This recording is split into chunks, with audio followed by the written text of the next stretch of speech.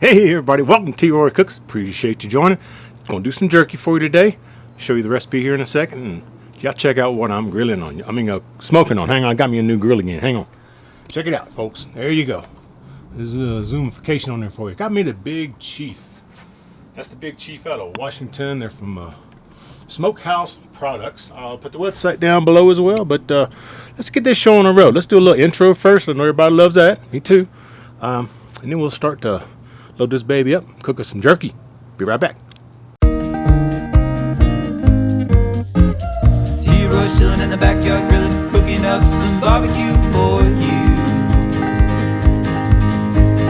T-Roy's chilling in the backyard grilling, showing you that you can cook it too. Always with the beer or whiskey, but he cooks responsibly.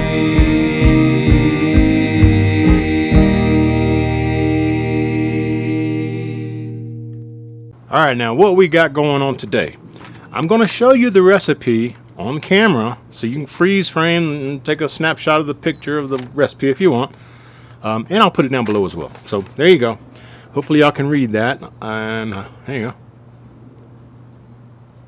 go. Alright. This calls for 3 pounds of some kind of a top round roast. I am using eye of round. Okay, that's my favorite so far. I've tried the flank steak and all that.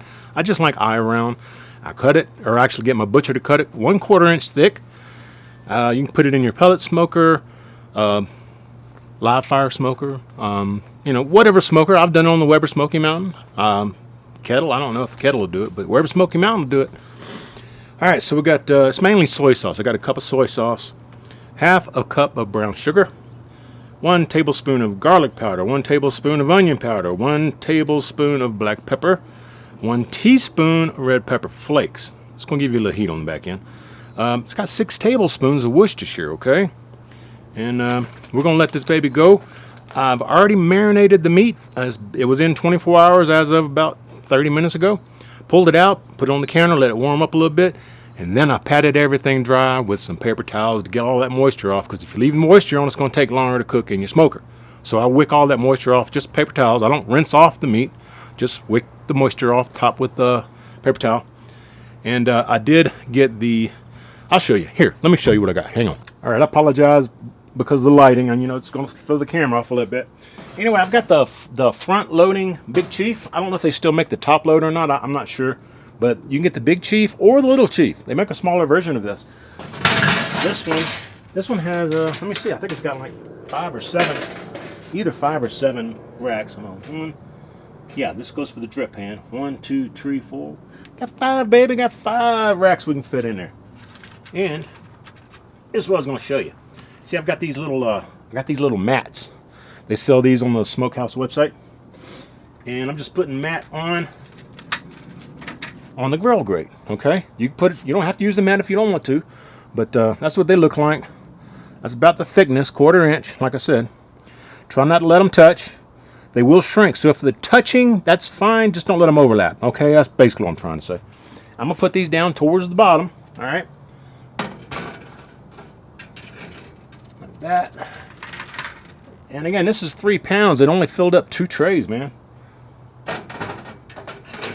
You could really load this baby down if you wanted to. It does come with a drip pan for the bottom, right above the wood down there. And I coated it with the foil, make it easy to clean up. Now, let me show you this before I put that drip pan in. Down here, it's an electric burner, okay? It gets up to about 165 Fahrenheit. I didn't have any wood chips, which you would normally put in here. Use any kind of wood you want. But I've got pecan, however you want to say it. And I didn't have the wood chips, so I had to use some wood chunks, and I found some smaller ones, little bitty pieces. That's what I put in here. Hopefully it'll work fine. Don't over smoke your jerky. Usually when I'm using the pellets, or not pellets, but the wood chips, I usually just load about halfway, and that's plenty. It's take about 5 or 6 hours. Just let it burn through that one pan. Don't reload it. You'll get enough smoke, trust me. All right, let's see if we can do this. Put all this together. If you want to see the wood I'm using, that's what I'm using right there. Pecan, Weber, wood chunk. Put the lid back on. And I will say this handle gets hot.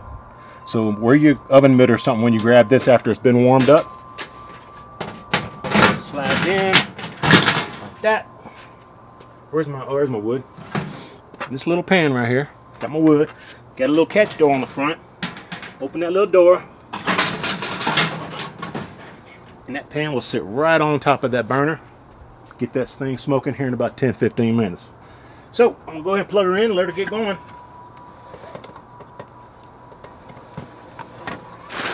I'll come back out in a little bit and check on it, probably an hour or so. I may need to rotate these. Get you up here where I can see you. Hang on. Back out, back out, back out. All right, there we go. So I'm come out here about an hour and a half and rotate those racks around. You just swap places with them. And that'll give it a little bit more even cooking. I don't really know you need to do this or not in this Big Chief. I do it just because, you know, it gives me something to do. Plus I can check on the meat. We'll catch y'all back here in about an hour and a half or so. See where it's at. It's 12 noon right now. I'll be putting it on 12 noon. Let you know what time it is when I finish. Hopefully I'll remember. Be back. Alright guys, it's been 2 hours. I checked it in an hour and a half. I thought it still needed some more. So 2 hours is going to be fine. That way I'll flip the racks around again at the 4 hour mark. And we should be, you know, like I said, 5 or 6 hours total cook. Maybe need to flip it a third time. I don't know. Anywho, let's check it out. So we got, again, ashes are gone.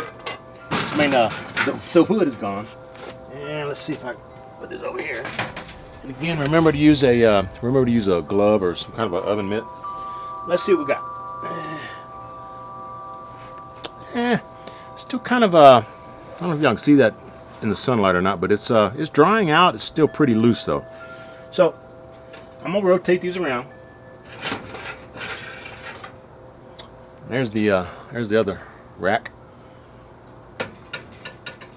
I can't see. All right, here we go. All right. All right, I don't need to move that one. I'll just keep flipping this one back and forth. So that's what we got right there. Put this back in. And, well, do that right there. All right. Put this back in. You don't really need the pan right now, but I like to use it because it keeps the heat being indirect hitting the meat from the bottom. Because that burner in the bottom, you know. So I just leave the pan in there. I ain't worried about it. And that won't give me direct heat. It'll give me indirect heat. So that's the way we're going to roll. We'll check it again in a couple hours. We're at 6 hours now. I did rotate those pans twice. Once at 2 p.m. because I put these on at noon. One at 2 p.m. and at 4 p.m. I rotated them again. Now it's 6 p.m. so it's 6 hours. Let's check it out.